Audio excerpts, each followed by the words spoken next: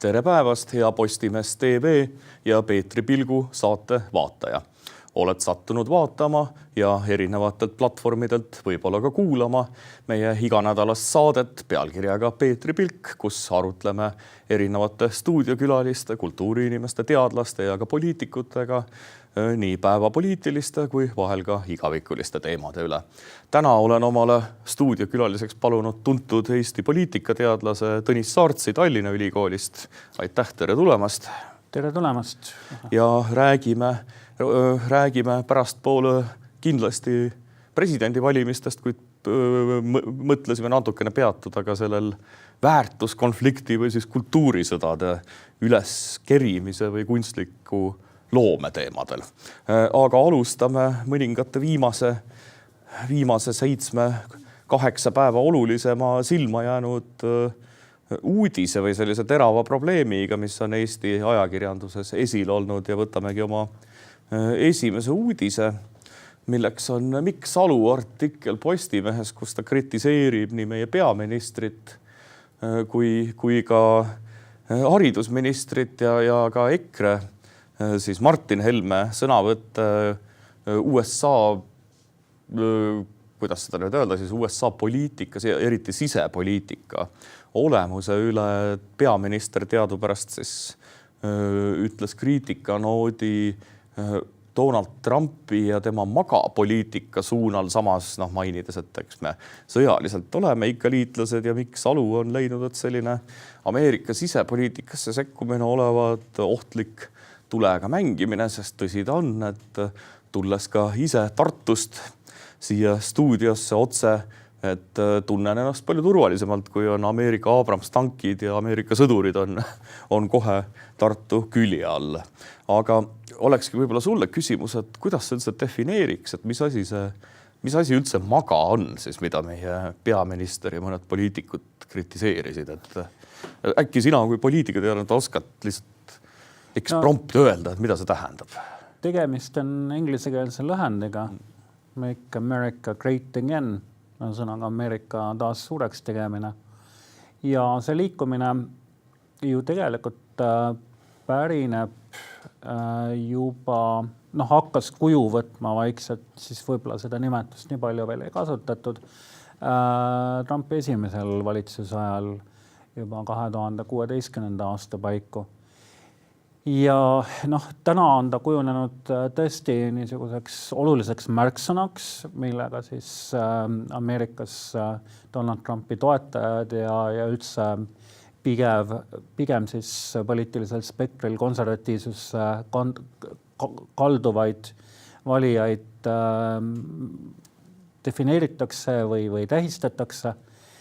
Ja see, et see on nüüd jõudnud Eesti sisepoliitikasse, ei ole iseenesest mulle väga suur uudis selles suhtes, et ennekõike just Eesti 200, aga mingis ulatuses ka Reformierakond, kes on väga mures tegelikult Isamaa võimsa tõusu suhtes ja see, et tõenäoliselt Isamaa võidab järgmised valimised, kuidagi püüab avalikkusele sööta väga vaikselt ja ettevaatlikult, aga siiski narratiivi, et Isamaa on väga lähedane või Isamaa ideoloogia on väga lähedane sellele, mis on Donald Trump Ameerika Ühendriikides, väga lähedane sellele, mis on Viktor Orban Ungaris, Robert Fico Slovakkias ja nii edasi. Nii et see ongi mõnes mõttes ka selle kultuurisõja narratiivi või kultuurikonflikti. Kultuurisõjaga seotud, et arvestades seda seisu, mis mõlemad parteid on, siis väga eduka valitsemisega ja majanduspoliitiliste argumentidega nad välja ei saa tulla. Seetõttu tuleb leida mingisugune teine võimalus kuidagi seda valimiskonflikti enda kasuks pöörata, mis tulemas on. Mulle jäi ka mulje, et miks see nagu võeti, aga Mikk Salu minu arust umbes nii järeldas, et see ei ole nagu päris teema päris. nende poliitikute jaoks, aga see ongi see katsumine sisepoliitikas mingigi see löök võtta või noh, mingi löögipositsioon sisse saada, et kuidas siis minna valimistele. No mõnes mõttes tõesti praegu ju maga on tegelikult Donald Trumpi isikuni võtta ja me näeme ka, et Ameerikas isolatsionistid, eriti Tucker Carlson ja need libertaarid, ka üks tiip kristlasi on ju läinud Trumpi toetajaskonnaga täiesti tülli, see Nick Fuentes ja seal on, ütleme siis see maga liikumine ei ole kunagi mingi ühtne liikumine, tegelikult ongi Donald Trump ju lihtsalt tema kui reality staari kuvand on see. Et see on tegelikult üks mees, mitte poliitiline filosoofia, et või kas see on sinu meelest ka õige määrata? Ja kahtlemata ta on väga tugevalt seotud Trumpi isikuga, aga eks ta lõimib ka erinevaid ideid, mis on tänapäevasest konservatismist, ennekõike mõnevõrra võib-olla radikaalsemast konservatismi vooludest ja ka parempopulismist. Ja parempopulismi puhul, kui me räägime populismist, siis on väga oluline, et me ei räägi sellest, et poliitikud annavad populaarseid vastutustundetuid ja täitmatuid lubadusi, ala tõsta seal pensioneid ja edasi, vaid populismist rääkides me räägime seda, et tegemist on ideoloogiaga, mis vastandub omavahel rahvast ja eliiti. Et selles ütleme Donald Trumpi siis populismi teemaga lähmegi kohe oma järgmise uudise juurde, milleks valisin Delfi juhtkirja pealkirjaga Eesti ei tohi liituda arusaamatu Iraani vastase sõjaga. Et olen ka tähele pannud, et Delfi on võtnud Lähis-Ida küsimustes täiesti Palestiina-meelse ja USA vastase ja ka Iisraeli vastase hoiaku, nagu vähemalt mulle jääb mulje, et lausa organisatsioonina, kuigi vahel on seal ka mõni arvamus, mis on teistsugune, aga tundub, et Delfi on võtnud seal sellise täieliku selge seisukoha, et ka Eesti osas, et me ei tohi Iraani asja üldse sekkuda ja et see on ikkagi vale. Aga nüüd küsimus ongi, et mulle endale ei meeldi see, ütleme, populismi terminoloogia on natukene vananenud, vähemalt eriti parem populismi minu arust. Ameerika kontekstis, et me näemegi, et Trump seda loomulikult koostöös Iisraeliga ja veel mõne üksiku liitlasega tegi otsuse, mis ei ole USAs, sa ei saa seda nimetada populismiks, vaid ta tegi otsuse Iraani rünnata, seda võib nimetada pigem minu arust väärtuspõhiseks. Eks. Et kuidas sa seda kommenteerid, teha ebapopulaarne otsus, sellepärast, et vajadus seda nõudis. See on siis see, mida Trump tõenäoliselt oma tegusid põhjendades ütleb, seda lihtsalt pidi tegema, sest muud teed ei olnud. No, see ei ole nagu populistlik käitumine, sest see ei too talle kuskilt kasu, see ei aita ka mitte kellegiga vastanduda. No jah, ma just ennist mainisin, et populism ei ole populaarsete otsuste või lubaduste andmine, et see on ideoloogia, mis vastandab siis niisugust puhast, töökat, ausat rahvast ja korrupeerunud eliiti ja lubab rahvale võimu tagasi anda. Ma siin nagu Iraani sõja kontekstis nagu seda ideoloogiat absoluutselt ei näe. See oli lihtsalt küsimus selline. Jah, siin populismiga ei saa üldse seda seostada, et siin on hoopis teised geopoliitilised valikud, osaliselt väärtuspõhised valikud, aga ilmselgelt ka geopoliitikast tingitud valikud. Ja kindlasti me ei saa siin neis otsustes alahinnata ka Iisraeli mõju. Ja see kõik selgub tõenäoliselt ajaloolaste pikaajalise töö tulemusena, võib-olla 20, 30, 40 aastat hiljem. Aga võtamegi kohe kolmanda uudise, milleks on Postimehe juhtkiri, pealkirjaga vabandame teie ekstsellents Roman Pipko, et see on valdavalt siis kirjutatud selle vastu, mida siis meil eelkõige parem populismilikuks nimetatud erakonna EKRE esimees Martin Helme ütles, et ega USA-l ei olegi meie sõjalise koostöö vastu mingid huvi, et imustatakse maavarasid. Kõige teravamalt ja otsemalt lükkas selle ümber Facebookis, ma vaatasin Enn Põlluaas, kes oli sellel samal kohtumisel ka Hanah Lahe, tegi siis selle esimese mingi postituse, mida kajastati kõige rohkem. et taaskord see sama hästi kummaline on, et tegid seda siis nii Reformierakond kui Eesti 200 juhid ja mis võib olla siis EKRE selline see on natukene kummaline, et me teame, et USA-l on liitlasi vaja kas või oma maine jaoks ja me oleme siiski liitlane, seda näitavad need tankid, eks, mis siin on. Et ma ei usu, et USA jaoks me oleme lihtsalt maavarad on muidugi alati tähtsad, aga et mis see EKRE nagu vajadus võib olla siis, et seda just avalikkusele niimoodi serveerida.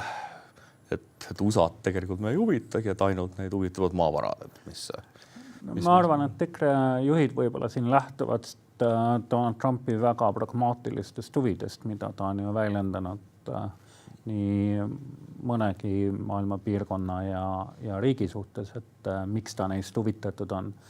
Et EKRE sõnum on ju olnud see, et meie liitlaseks on ennekõike Ameerika ja Donald Trumpi juhitud Ameerika, mitte Euroopa. Kindlasti, kui peaks tekkima vastasseis, ükskõik, kas on Gröönimaa või mingisugune muu küsimus Euroopa ja USA vahel, siis meie peaksime igal juhul valima 100% USA poole ja olema koos Donald Trumpi ja Ameerikaga. Ja see on see sõnum ilmselt, mida siis kuidagi kaudselt EKRE üritab ka siin sedastada, et me peaksime võimalikult palju märku andma Ameerikale, et me oleme neile kasulikud. Ja mulle natuke jäi sealt mingi teine mulje, et kas oli valesti tõlgendus või lihtsalt mingi ütlemine täiesti järele mõtlematu, aga tunnistan, et ma ei saa aru EKRE sellest loogikast. Nad on väga palju selliseid klausleid välja käinud, nagu USA, Euroopa ei huvitaks või ma ise ei saa enda selle järgi, mis mina tean või lugenud olen, ei saa sellega nõusse jääda tihtipeale. Aga et võtame oma 4. ja ka viimase uudise, mis lähebki meie jututeemasse tänasesse, et Toomas Hendrik Ilves pealkirjaga siis Delfis ilmunud artikkel Eesti on nähtamatu, Kadriorg vajab intellektuaalset ja välispoliitilist majakat. Et see on siis alles äsja ilmunud Ilvese. Ta toob ka seal geopoliitika mängu sellises hästi pessimistlikus kurjas toonis, nagu, et põhimõtteliselt nagu sõda oleks juba alanud ja meil kõik on halvasti, keegi ei tea ja ei oska midagi. Ja siis on omakorda siis nagu Ilvese nimekiri, kus on ka see Riina Kionka, mille sotsid käisid siis sotsid välja, et Reformierakond omakorda oli neile selle välja käinud, et see Ilvese jutt oli selline hästi kuidagi kummaline, et minule jäi sellest mulje sellise täielik torisemine umbes, et ei ole selline inimene nagu umbes mina tahan või ei ole minu sõpruskonnast.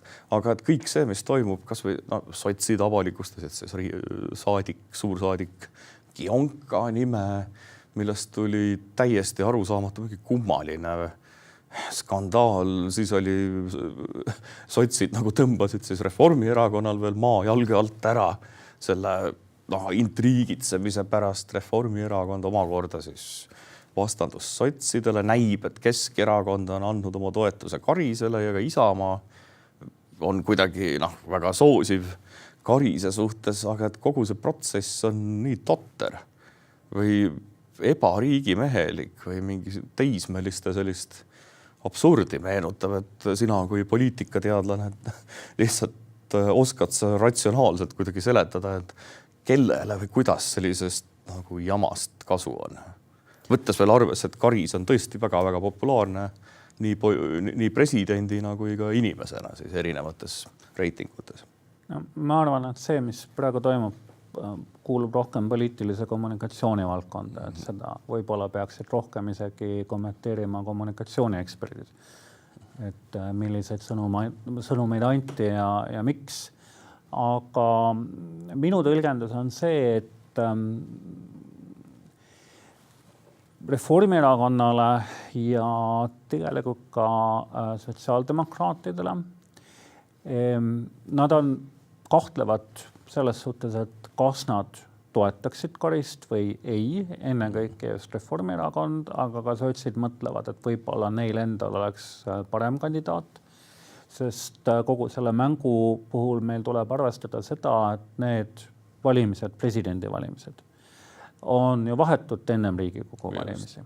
Ja seetõttu erakondadel on päris suur kiusatus läbi presidendi valimiste koguda kapitali parlamendi valimisteks.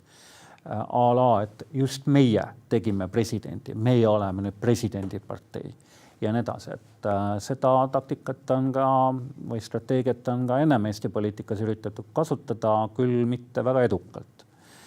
Ja praegu arvestades, et Karis on tõepoolest arvamusküsitluste järgi väga, väga populaarne, siis kumbki kahest erakonnast ei julge öelda seda, et nad kindlasti Karist ei toeta, kui Karis otsustab taas kandideerida, aga vaikselt siis kombitakse ka teisi võimalikke kandidaate. Ja julgeta siis ilmselt seda teha niiviisi, et kuidagi selle erakonna nimi oleks ametlikult seal all ja sellest ilmselt see pingpongi mäng ka, et kes nüüd esimesena selle mõtte välja käis ja kuidas see nende vaheline kommunikatsioon üldse oli. Nii et see on niisugune kompimine. Ja kuna presidendi valimisteni on ikkagi praegu sisuliselt pool aastat või veidikene isegi rohkem aega, siis selge on see, et need kogu suvi läheb ju selle kisma peale ära. Praegu välja käiakse, et me ei saa eeldada, et need on need, kes on ka lõppvoorus näiteks. See sõltub tõenäoliselt väga palju ka praegusest presidendist endast, et kas ta mulle tundub, et ta siiski tahab jätkata, et see jutt, et ta ei soovi, ei näi mõnest kohast nagu võib-olla täiesti siirana, aga eks me näeme seda, aga just sellise toimunud totrus, kuidas ju tegelikult rünnakud Karise vastu kuidagi arusaamatutest kohtadest on käinud ju pikka aega just praeguste valitsuse parteide vahel ja need olekski justkui mingi sageli isikliku solvumise või mingisuguse vastumeelsuse näitamised, et olgu see Kasahstani teema või kõik muud teemad, et tegelikult seal taga seal ei ole midagi nii paljut, et tekitada sellest olgu siseriikliku või mingid välispoliitika teemalist, lausa ma ei tea, mõnes mõttes vahepeal tundus see nagu manati üles, mingi tohutu kriis on,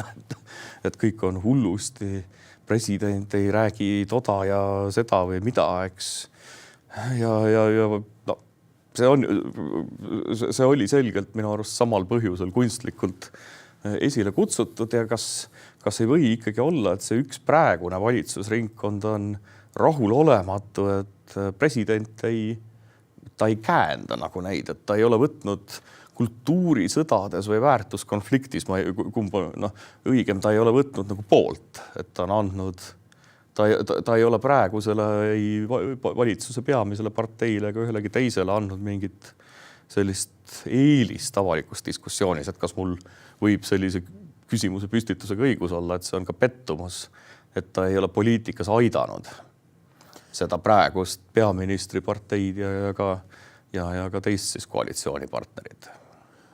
Jah, see on tõsi, et tõepoolest Karis ju, kui me võtame need valitsusi, mis tema ajal on olnud, ta valiti 2021, muide toona oli veel EKREIKE valitsus, ega see läbisaamine nendega ka mõned kuud ei olnud nüüd üli niisugune soosiv Kadrioru poolt. Ta on võtnud niisuguse, ma ütleksin, neutraalse kriitilise hoiaku kõikide valitsuste suhtes. Kui me vaatame, kui ta on tagasi lükanud erinevad seaduseelnõusid, siis need põhjendused on alati olnud põhiseadusele viitavad õiguslikud argumendid. Poliitikud hiljem on üritanud näidata, et need on kuidagi küsimus poliitilistes valikutes ja president on kallutatud ja nii edasi. Seda on varemgi Eestis olnud, et presidenti vetot üritatakse tõlgendada läbi parteipoliitika. Aga see, et just praegused valitsusparteid on väga tugevalt üles võtnud teatud teemad, mis on olnud veidikene vastuolulisemad siin viimasel ajal Karise tegemistes, Kasahstani teema ja võib-olla ka siis suhtlemine või rääkimine Venemaaga, mis väga suurt furoori tekitas. Läbi nende teemade tõstatamise ja vastandumise presidendile üritatakse märku anda oma valijatele, siis valitsuspartei valijatele, et valitsus on väga selgelt, mis puudutab Eesti julgeolekut selles liinis, mida on ka siin varem kantud, üsna kompromissitus liinis just, mis puudutab Venemaad. Ja arvestades, et valitsusparteide toetus ei ole just kõige kõrgem, siis üritataksegi kasutada erinevaid viise, kuidas oma valijatele siis signaliseerida, et kelle poolel siis ollakse ja mis väärtusi kantakse ja seetõttu dramatiseeritakse paljusid asju üle. See tegelikult ka näiteks Rein Veidemanni skandaal, mis on hoopis teisest teemast, ka läheb sinna ritta, et kui valitsusparteid ei oleks seda hakanud üle võimendama, tõenäoliselt ei oleks erilist diskussiooni tekkinud. See on Euroopas ikka pretsedent, et avalik-õigusliku meedia ütleme, üks olulisematest juhtidest võetakse nagu valitsuse poolt ja nende poolt sinna lähetatud inimeste, me kõik teame, et see omavaheline kokkulepe ja operatsioon, et see on ikka pretsedent, aga siit me jõuamegi nii presidendi kui nüüd Veidemanni teemal selle viimase teema juurde, et Eesti 200 puhul mõned ajad tagasi tuli see kõige teravamalt välja, et nad olla lausa võtnud omale nagu sihiks üles kutsuda kultuurisõdu või väärtuskonflikte meenutavaid olukordi, et sellega saada siis sellise kismaga mingite, ilmselgelt need väärtused ei ole neile olulised, kui sellisel moel neid konflikte esile kutsutakse, aga et panna siis inimesed ajada omavahel tülli mingites teemades võib-olla, mille üle ei peaks tülitsema, mille üle võiks rahulikult arutleda ja saada siis selle tüli pealt, olgu väärtuste või mis tahes muu teemade peal inimeste konflikti ajamise pealt saada siis omale tähelepanu.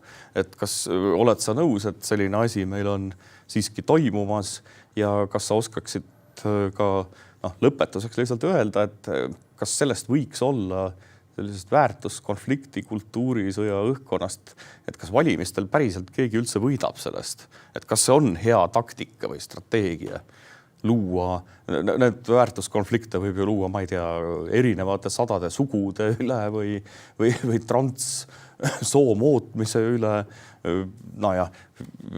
ka selle üle, kui kõvasti me lubame Venemaa alistada, eks, et kõikide selliste teemade üle annab neid luua, aga et kas see reaalses elus poliitikas üldse hakkab toimima? Väärtuskonfliktid või kultuurisõjad on ju Eesti poliitikat ilmestanud, ma ütleksin suuresti juba kuskil üle 10 aasta. Ja. Et nende maale toojaks oli ennekõike just EKRE ja selleks me peame ikkagi siin me ei saa kooseluseadus 2014, et see oli nii-öelda see stardi kooseluseaduse tõi Obama valitsuseks see oli USA rahvusvaheline programm sellisel kujul, et siin mina näen küll see ikkagi 2 poolt oli selle. Ei, kahtlemata 2 poolt, aga EKRE reaktsioon tegelikult tõstis selle temaatika väga jõuliselt esile toona, et kui see EKRE nii tugev reaktsioon ja läbi sellega EKRE tõus ei oleks toimunud, ma arvan, et see kultuurisõdade temaatika ei oleks kindlasti nii oma teemaks ja see on tõsi, EKRE võitis ja võttis selle oma teemaks. Aga kultuurisõjad ja väärtuskonfliktid, mina väidan seda, et kui 20. sajandi kandvaks konfliktiks, poliitikaks, lõheks oli ennekõike klassilõhe. Töölisklass versus keskklass või kapitalistid versus töölised, kuidas me seda või agraarses Eestis vähem, aga lääne industrialiseeritud. Läänes kindlasti jah, Eestis meil 50 aastat ei olnudki demokraatiat. Siis 21. sajandi kandvaks konfliktiks ongi suuresti need kultuurisõjad ja väärtuskonfliktid väga erinevatel teemadel ja need reaalselt ka mobiliseerivad valijaid, et arvata seda, et valijaid need teemad ei huvita, ma arvan, et see ei ole õige. Vastasel juhul erakonnad ei pingutaks selle nimel ja ei oleks ka näiteks seda väga mõjuvõimast magaliikumist, millest me siin alguses räägime. Nii et need on tegelikult päris teemad tänases kontekstis. Kas nad on selles mõttes muidugi päris teemad, et nad tõesti nüüd reaalselt nii tugevalt inimeste elu mõjutavad, kui näiteks majandusküsimused, see on ise küsimus, et nad on mõnes mõttes ka kujutletavad probleemid, aga poliitikas on palju kujutletavaid konflikte ja teemasid, sest demokraatliku poliitika ülesanne ongi valijaid mobiliseerida ja seal peab olema mingisugune konflikt, pinge, emotsioon. Vastasel juhul meil ei oleks demokraatlikku poliitikat vaja. See on ilmselgelt küsi. Aga just, et see küsimus lõpetuseks, et kas sa arvad, et selle nagu praegu me veel ei tea, mis need teemad isegi võivad olla, et aega on nii palju, aasta veel, et kas sa arvad, et selle nagu konflikti, kõige teravama konflikti ülesvõtja võiks saada nagu mingi võidu, ütleme sellest, et ta teeb seda või pigem hoopis vastasele alla jääda, kes selle tõrjub, nagu juhtus kooselu seaduse mõttes, mõnes mõttes lõpuks siis EKRE-ga, kes leidis ennast lõpuks ka valitsuses, eks, et et kas on võimalik võita selle, ütleme näiteks vasakult või liberaalselt poolt seda üles võttes siis mingit? Ma olen selles mõttes kahtlev, kas on võimalik võita selles suhtes, et favoriidiks on Isamaa. Hetkel kindlasti. Ja kindlasti, kes üritab neid teemasid vältida. Ka Keskerakond muide ei ole väga vedu võtnud neil teemadel. Vene valijatele nad küll signaliseerivad neid teemasid, aga väga tugevat jõuliselt avalikkuses ka nad kultuurisõdadega ei ole liitunud. Seetõttu, kui su peavastane ei tule kaasa, mida siis Reformierakond ennekõike just Eesti 200 loodavad, siis ilmselt sellest asja ei saa. Aga kui kuidagi otsustatakse strateegiliselt näiteks Isamaa peakontoris, et kultuurisõjad võiksid olla see, millega valimistel oma konservatiivsed valijad mobiliseerida, siis on muidugi šanss olemas ka Eesti 200 ja Reformierakonna kultuurisõdadega kuidagi ilma teha. Aga lõpetamegi siis sinu tõdemusega, et sa esitasid siis tegelikult väite, et kui Isamaa ja ka Keskerakond ei lähe kaasa, siis nemad võidavad, kui lähevad kaasa pigem kaotavad, kas ma sain õigesti aru sinu loogikast? Jah, ma arvan, et kui nad ei lähe kaasa, siis lihtsalt see on pigem surnud üritus. Aga selle tõdemusega saamegi oma huvitava saate lõpetada. Tänan sind veel kord saatesse tulemast, oli väga huvitav vestlus ja ühtlasi tänan vaatajat, saated Peetri Pilk vaatamast ja edaspidi ka järele kuulamast. Aitäh meie saadet nautimast ja kohtumiseni järgmisel nädalal. Kõike head!